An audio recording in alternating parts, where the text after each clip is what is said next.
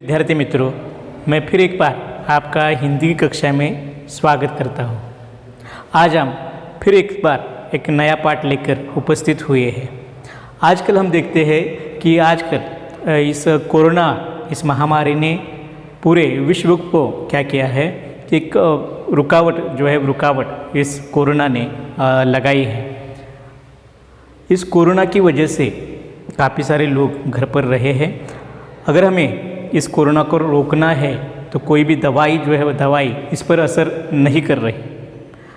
वैज्ञानिकों द्वारा बताया जाता है कि अगर हमें इसे रोकना है तो हमारी इम्यूनिटी पावर, जिसे हम रोग प्रतिरोधक शक्ति कहते हैं, वह हमें बढ़ानी होगी, तो ही हम इसे क्या कर सकते हैं, रोक सकते हैं। साथ ही साथ हम अगर क्या करें कि अगर हमारी यह इम्यूनिटी पावर हमें बढ़ानी है तो हमें अपना खाने की ओर हमें आना होगा। आजकल हम देखते हैं कि हमारा खाना वह खाना क्या होता चला जा रहा है कि ज़्यादातर हम फास्ट फूड के कल्चर या संस्कृति को अपना रहे हैं। हमारे जिसे हम संतुलित आहार कहते हैं, वह संतुलित आहार वह हमारे खाने से एकदम गायब होता चला हुआ हमें दिखाई दे रहा है।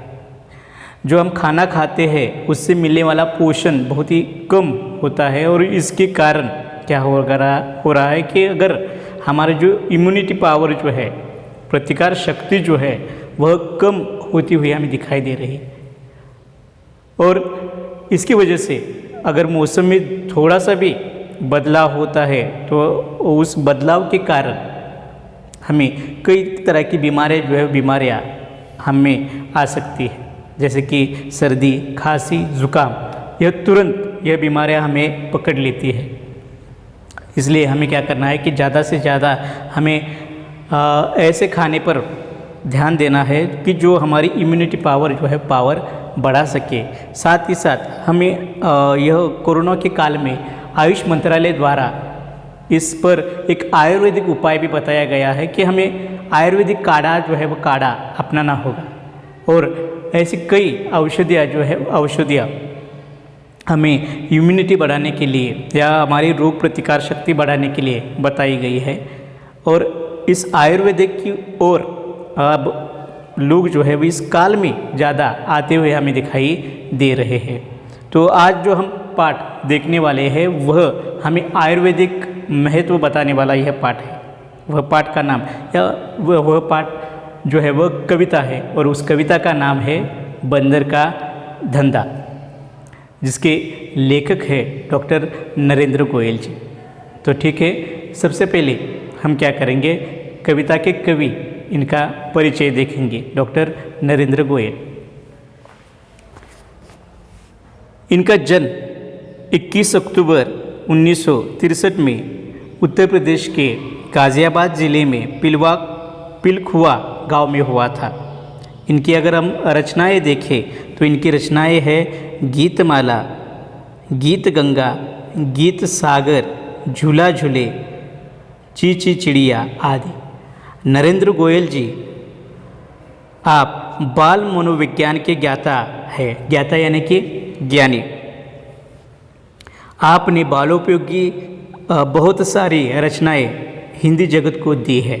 बालोपयोगी यह शब्द वह दो शब्दों से बना है, एक है बाल और दूसरा है उपयोगी।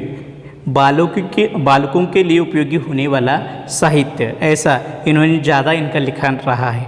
प्रस्तुत कविता में कवि ने वनौषधि द्वारा होने वाले पारंपरिक उपचारों, उसके प्रभावों पर हास्य के माध्यम से प्रकाश डाला है। तो प्रस्तुत कविता में हमें पढ़ना क्या है कि वनौषधि द्वारा होने वाले पारंपरिक उपचारों की जानकारी हम इस कविता के अंदर लेने वाले हैं। तो ठीक है, हम कविता शुरू करते हैं। सबसे पहले मैं कविता का पठन करूंगा, आप ध्यानपूर्वक अपनी अपनी किताबों में उस कविता की ओर देखिए। तो कविता देखिए। हाथ लगा बंदर के एक दिन, टूटा फूटा आला, झट बंदर ने पेड़ के नीचे कुर्सी मेज ला डाला। भालू आकर बोला मुझको खांसी और जुकाम, बंदर बोला तुलसी पत्ते पीपल की जड़ था। पानी में तुम इन्हें उबालो, सुबह शाम को लेना, खांसी जब छू मंतर हो, फीस तभी तुम देना। बिल्ली बोली मुझको आया 104 बुखार, मैं शिकार पर जाऊँ कैसे, जल्दी इसे उतार। बंदर बोला रस गिलोय का 3 बार तुम पीना, कल से तुम डांस करोगी ईना मीना डीना। तभी लोमड़ी आकर बोली चिकना सुंदर मुझे बनाओ, मैं ही दिखूँ सबसे सुंदर, ऐसी बूटी लाओ। बंदर बोला घी कुंवार तुम 2 समय लगाओ, चमकेगा कुंदन सा चेहरा, फीस मुझे दे जाओ। चल निकला बंदर का धंधा, अब वह मौज मनाता, अच्छी अच्छी जड़ी बूटी जंगल से वह लाता। तो ठीक है, यह एक हास्य व्यंग्य कविता होने के कारण बहुत सारे ऐसे शब्द या ऐसे वातावरण यहाँ पर उपस्थित होता है कि जिससे आपको भी हंसी आ सकती है। तो हम इसका विस्तार से क्या करेंगे, भावार्थ जो है भावार्थ अब देखेंगे। फिर एक बार, हाथ लगा बंदर के एक दिन, टूटा फूटा आला। अब कवि यहाँ पर एक बताते हैं कि एक बंदर है। अब बंदर हमेशा कैसे होते हैं, तो नटखट ऐसे बंदर होते हैं, चंचल स्वभाव के बंदर होते हैं। और ऐसे ही एक बंदर एक जंगल में था और उसके हाथ क्या लगा, अचानक एक टूटा फूटा आला लगा। अब आला यानी कि क्या, आला यानी कि जो डॉक्टर होते हैं वह रोगी को जांच करने के लिए, रोगी की शरीर की जांच करने के लिए जिस यंत्र का प्रयोग करते हैं उसे क्या कहा जाता है, आला कहा जाता है। जो लोग क्या करते हैं वह कानों में पहनते हैं, इससे शरीर में होने वाली ध्वनि लहरों का ज्ञान जो है ज्ञान होता है। तो ऐसा एक आला बंदर को मिल गया और उस बंदर ने क्या किया, उस आले को पहनकर वह क्या बना है, अब डॉक्टर बंदर बन चुका है। क्या बना है, वह डॉक्टर बंदर बन गया। अब उसने आगे क्या किया कि झट बंदर ने पेड़ के नीचे कुर्सी मेज डाला। अब उसने क्या किया है, झट से वहाँ होने वाले पेड़, कटे हुए पेड़ जो है पेड़ थे वहाँ इकट्ठा किए और वहाँ कुर्सी मेज उसने तैयार किया है। और कुर्सी मेज तैयार कर कर उसने अपना एक छोटा सा दवाखाना, अस्पताल जो है वह अस्पताल वहाँ पर खोल डाला। अब अस्पताल है, डॉक्टर है, तो वहाँ पर मरीज़ तो चाहिए। तो आगे बंदर के मरीज़ भी आना क्या होते हैं, शुरू होते हैं। पहला मरीज़ कौन आता है, देखिए, भालू आकर बोला मुझको खांसी और ज़ुकाम। अब पहला बंदर को क्या मिला है, मरीज़ मिला है। और पहला मरीज़ कौन है, तो भालू है। भालू आकर बोलता है बंदर से कि बंदर डॉक्टर क्या हुआ है कि मुझे खांसी और ज़ुकाम हुआ है। ज़ुकाम यानी कि क्या, कि जिसे हम सर्दी कहते हैं, और खांसी ज़ुकाम हो गया है, ऐसा भालू कहता है। अब खांसी ज़ुकाम के लिए डॉक्टर बंदर उसे क्या कहते हैं, दवा जो है दवा देते हैं। वह दवा क्या है, बंदर बोला तुलसी पत्ते पीपल की जड़ थाम। डॉक्टर बंदर क्या करते हैं, उसे एक दवा देते हैं और वह दवा क्या है कि तुलसी के पत्ते और पीपल की जड़। अब जड़ यानी कि मूल जिसे कहा जाता है, पीपल का पेड़ का मूल, उसे क्या करते हैं बंदर कि तुलसी के पत्ते और पीपल की जड़ क्या करता है कि उसे देता है और उसे कहता है कि पानी में तुम इसे उबालो, सुबह शाम को लेना। और इस दोनों को क्या करो, एक साथ पानी में उबालो और एक साथ उबाल कर इसका रस जो है वह रस या काढ़ा जिसे कहते हैं हम, वह क्या करो तुम सुबह शाम को लेना। अब बंदर ने उपाय बताया है डॉक्टर जी ने, साथ ही साथ अब उपाय तो बताया है, तो उपाय की हमें कुछ तो डॉक्टर को देना होगा, उसकी शुल्क जो है उसके पैसे उन्हें देने होंगे। तो आगे जब बंदर कहता है क्या कि खांसी जब छू मंतर होए, फीस तभी तुम देना। जब तुम्हारी खांसी जो है वो खांसी पूर्ण ठीक हो जाएगी, छू मंतर हो जाएगी यानी कि चली जाएगी, तब ही तुम मुझे क्या करो, अपनी मुझे मेरी फीस दो। फीस यानी शुल्क, हम भी डॉक्टर को क्या करते हैं, फीस या शुल्क देते हैं। उसी प्रकार बंदर क्या कहता है कि फीस कब देने के लिए कहता है भालू से, कि जब तुम्हारी खांसी पूर्णतः बरी हो जाए, गायब हो जाए, तभी मुझे तुम क्या करो, फीस जो है फीस दो, शुल्क दो, ऐसा वह कहता है। अब पहला मरीज हो गया है बंदर का, डॉक्टर बंदर का। अब दूसरा मरीज कौन आता है डॉक्टर बंदर के पास, वह देखते हैं। अब दूसरा मरीज कौन है, देखिए। बिल्ली बोली, मुझको आया 104 बुखार, मैं शिकार पर जाऊं कैसे, जल्दी उसे उतार। अब दूसरा मरीज डॉक्टर बंदर के पास कौन आता है, तो बिल्ली आती है।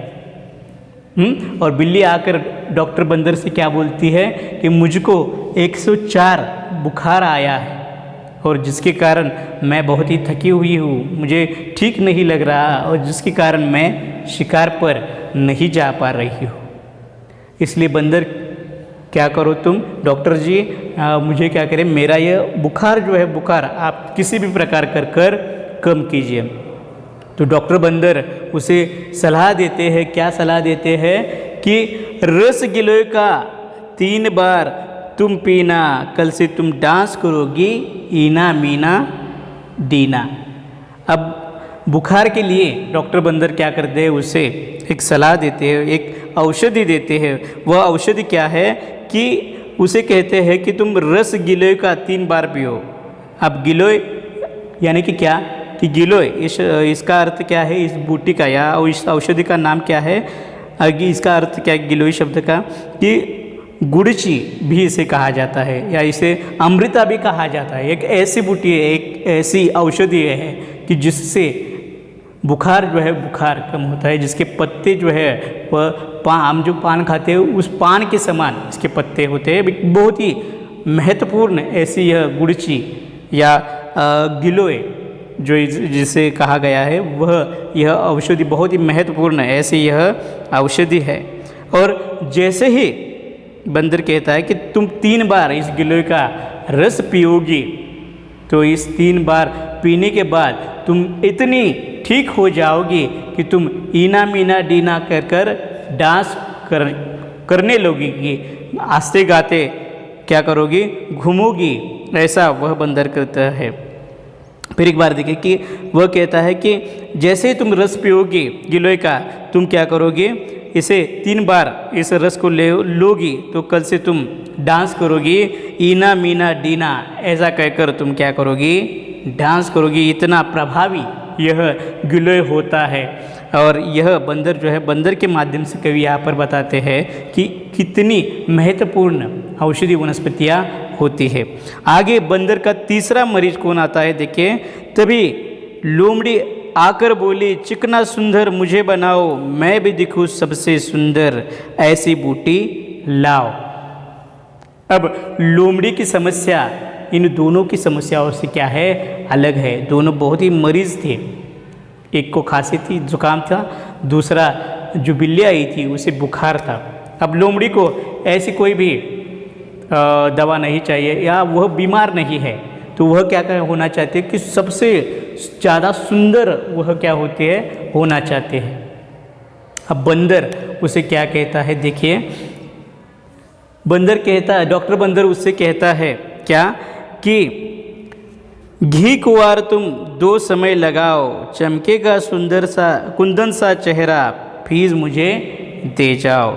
डॉक्टर बंदर उसे सलाह देते हैं क्या कि तुम क्या करो, घी कुंवार चेहरे को लगाओ 2 बार, सुबह शाम क्या करो, तुम घी कुंवार लगाओ। अब घी कुंवार यानी कि क्या, कि जिसे हम मराठी में कोरपड़ कहते हैं या इसे हिंदी में क्या कहा जाता है कि इसे घृत कुमारी भी कहा जाता है हिंदी में, और जिसे हम मराठी में कोरफड़ कहते हैं, अंग्रेजी में इसे क्या कहा जाता है, तो एलोवेरा कहा जाता है।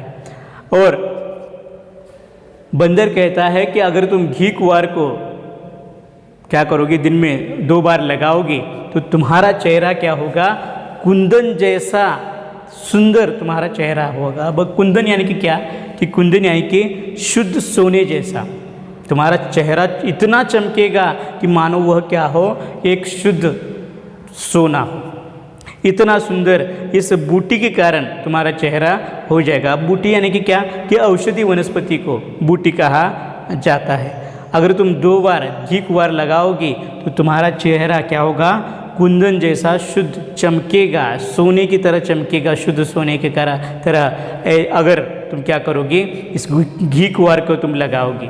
अब घी कुंवार के यानी कि कोरफड के कई ज़्यादा उपयोग होते हैं। हम इसे बालों में भी लगा सकते हैं, चेहरे के लिए या त्वचा के अनेक समस्याओं के लिए इस घी कुंवार का उपयोग जो है उपयोग काफ़ी समय से होता हुआ हम सुनते हैं या कई बार ऐसे पढ़ते भी हैं। तो यह भी वह बहुत ही ऐसी महत्वपूर्ण औषधि है घी कुंवार। आगे कवि कहते हैं कि चल निकला बंदर का धंधा, अब वह मौज मना था, अच्छी अच्छी जड़ी बूटी जंगल से वह लाता। आगे कवि कहते हैं कि बंदर का जो यह व्यवसाय है, यह जो उसका अस्पताल है इस जंगल के अंदर, जो डॉक्टर बंदर क्या करता है कि दवा के रूप में अनेक तरह की औषधि बूटी जो है बूटियाँ अपने मरीजों को देता है। जो अनेक प्रकार की आयुर्वेदिक ऐसे औषधि है वह अपने मरीजों को देता है, जिसके कारण जो उसके मरीज़ जो है वो मरीज़ तुरंत क्या होते हैं, ठीक हो जाते हैं। और ऐसे इसके कारण उसका व्यवसाय जो है वो इतना अच्छा हो गया है उस जंगल में कि मानो सब और उसी की चर्चा है और वह मौज मना रहा है। मौज मनाना यानी कि आनंदित होना, सुखी होना, और इसके कारण वो बहुत ही ज़्यादा क्या है, सुखी हो गया है, आनंदित हो गया है, क्योंकि वह उसका जो व्यवसाय है, उसका जो अस्पताल है, वह अस्पताल काफ़ी मशहूर हो गया है। तो ऐसा यह डॉक्टर बंदर है कि जो अपने व्यवसाय से, अपने अस्पताल से लोगों को बताता है कि आप क्या करें कि आप आयुर्वेद की ओर बढ़े, आप ऐसी वनौषधि की जानकारी ले कि जो अपने आप को क्या कर सकते हैं, कम समय में क्या कर सकते हैं, ठीक कर देते हैं, अच्छा खासा तंदुरुस्त कर सकते हैं। और कवि इस कविता के माध्यम से हमें भी बताते हैं कि हमें भी क्या करना है कि जो हमारी भारत की परंपरा रही है आयुर्वेद की, इस आयुर्वेद की परंपरा को हमें क्या करना है, आगे बढ़ाना है, आगे लेकर हमें जाना है। हमारे कई ज़्यादा पूर्वजों ने क्या किया है कि ऐसे कई ऐसे आयुर्वेदिक बूटियाँ हैं, औषधियाँ हैं कि जो हमें पलक झपकते ही अब महाभयंकर बीमारियों से भी क्या कर सकती है, बाहर निकाल सकते हैं। लेकिन हमने आज आयुर्वेदिक का महत्व जो है, महत्व कम कर दिया है। लेकिन हमने इसका महत्व अगर कम कर दिया है, लेकिन बाकी के देश जो है, ढेर सारे देश आज इस हमारी परंपरा को अपनाते हैं, आयुर्वेद की परंपरा को, और वह उसे बढ़ावा दे रहे हैं, क्योंकि उन्होंने इस आयुर्वेद का महत्व जो है वो महत्व जान लिया है। हमें भी क्या करना है कि इस आयुर्वेद की परंपरा को जानना है, समझना है और आगे इसे बढ़ाना है। तो ठीक है, आशा करता हूँ कि आपको यह पाठ जो है, यह कविता जो है, वह कविता अच्छी खासी समझ में आ गई होगी। कविता में होने वाले समानार्थी शब्द, इन्हें अच्छी तरह अपनी कॉपी में लिखिए। अब हम देखेंगे कविता में आए शब्द युग्म। अब शब्द युग्म का अर्थ क्या है, तो शब्दों की जोड़ियाँ। इस कविता के अंदर काफ़ी सारे शब्द जो है वो शब्द जोड़ियों के साथ आए हैं, और इन्हें पहचानने का और एक तरीका कि इन शब्दों में क्या होती है कि हाइफन यानी कि एक रेखा जो है वो रेखा होती है। तो ऐसे शब्दों को क्या कहा जाता है, शब्द युग्म। कविता में आए शब्द युग्म जैसे टूटा फूटा, कुर्सी, मेज, सुबह शाम, चिकना सुंदर, अच्छी अच्छी, जड़ी बूटी, इन्हें अपने काफी में लिखिए।